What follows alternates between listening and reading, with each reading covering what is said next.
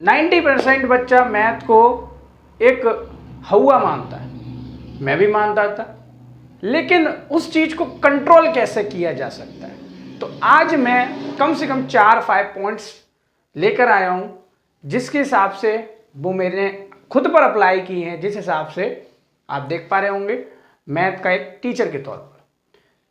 तो बेसिकली हमारे सामने 4 पॉइंट्स आते हैं, तो उसमें से एक पहला पॉइंट हमारे सामने ये आता है कि मैथ को जो फर्स्ट स्टेप मैथ का होता है वो फॉर्मूला होता है, उसका कॉन्सेप्ट होता है। तो बेसिकली जो फॉर्मूले होते हैं फर्स्ट स्टेप, तो उसके लिए एक फॉर्मूले के लिए अलग से कॉपी पर लिख करके एक टाइम टेबल के तौर पर उसको, जहां पर आप पढ़ते हैं डेस्क पर पढ़ते हैं, तो उसके सामने चिपकाइए। जब आप उसको रोज देखेंगे, जब आप उसके ऊपर रोज नजर पड़ेगी, तो उसको आप समझेंगे, देखेंगे और याद भी होंगे। लगभग ये हर टीचर कहता है कि फॉर्मूलों को डेस्क पे लिखो, ये फालतू की बात नहीं है।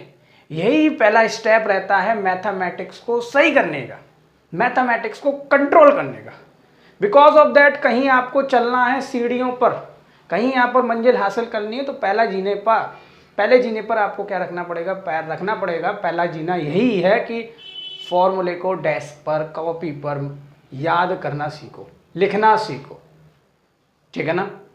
फॉर्मूला अगर आप सीख जाते हो तो मैथमेटिक्स का आपने दरवाजा खोल दिया, आप मैथमेटिक्स को सॉल्व कर सकते हो। लेकिन आजकल का बच्चा अपना चलाता है और फॉर्मूला कुछ याद नहीं करता है। क्या करता है वो, सिंपल फॉर्मूला सॉल्व हो रहा होगा, रिवीजन चल रहा होगा, एग्जाम चल रहा हो, उस वक्त थोड़े से फॉर्मूले देखेगा और उस याद करेगा। नो सॉल्यूशन, प्रैक्टिस नहीं है उसके अंदर।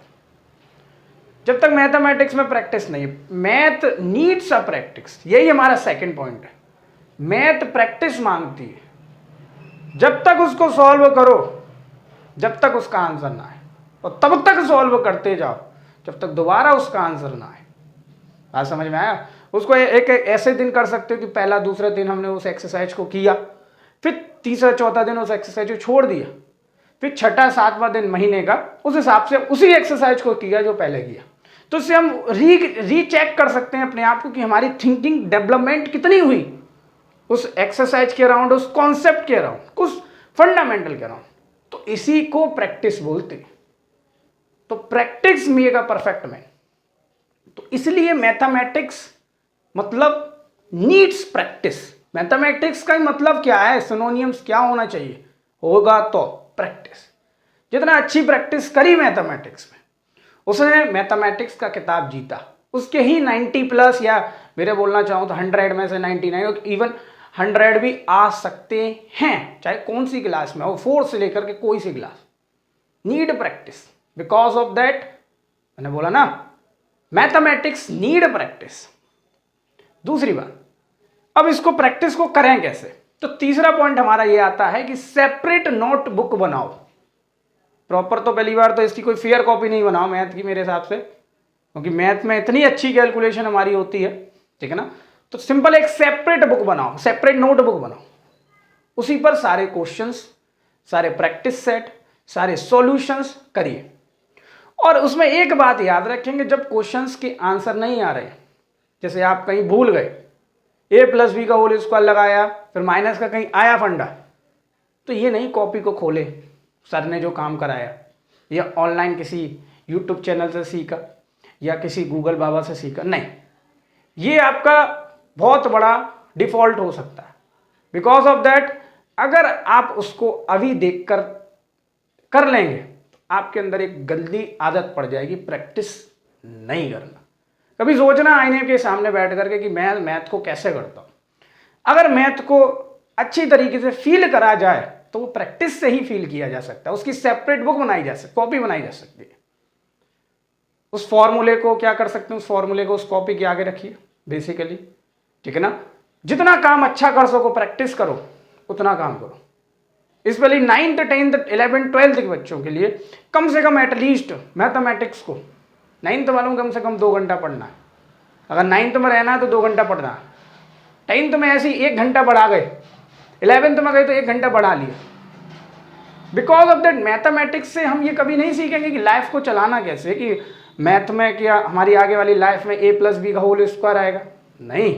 लेकिन मैथमेटिक्स हमारी तर्क शक्ति, रीजनिंग पावर को इंक्रीज कर सकती है। ऐसा नहीं है कि मैथमेटिक्स नहीं पढ़े तो हम आगे नहीं रह सकते, नहीं। Because of that mathematics increase our reasoning power, mental ability बढ़ाती है। हम तो सुडोकू और क्या खेलते हैं हम, बहुत सारे सुडोकू, कोई क्या बोलते हैं, पजल्स। तो पजल से जो बुद्धि बढ़ाते हैं, वो कोशिश करो कि मैथ के अपने सॉल्यूशन से खुद कर करके प्रैक्टिस बढ़ाओ। और नहीं आते तो फिर ऑनलाइन सारी चीज़ें हैं, एटलीस्ट कम से कम अपनी तौर पर प्रैक्टिस करें। तो 4th पॉइंट्स आता है हमारा checking. Checking as a examiner. तो बेसिकली जब आप उस सॉल्यूशंस को कर रहे हैं, आप रफली कर लिए, बढ़िया बात है। जैसे क्वेश्चन नंबर एक्सरसाइज 1.2 का क्वेश्चन नंबर फर्स्ट आपने उसको रफली किया, लेकिन बाद में आपको उसको फेयरली करना, क्योंकि भले ही आप जानते हैं लेकिन आपकी कॉपी बोलनी चाहिए वहाँ जा करके, ठीक है ना। क्यों? क्योंकि कॉपी जब तक आप वहाँ पर नहीं करेंगे, आपको एक अप्रोच लगानी पड़ेगी। एग्जामिनर कहाँ तक सोच सकता है, या जो कॉपी चेक कर रहा है वो कहाँ तक सोच सकता है, और क्या मांगता है वो। बेसिकली बच्चे मैथ में एक इंपॉर्टेंट चीज़ इक्वल टू होता है, वो लगाना भूल जाते, उनका यूज ही नहीं जानते।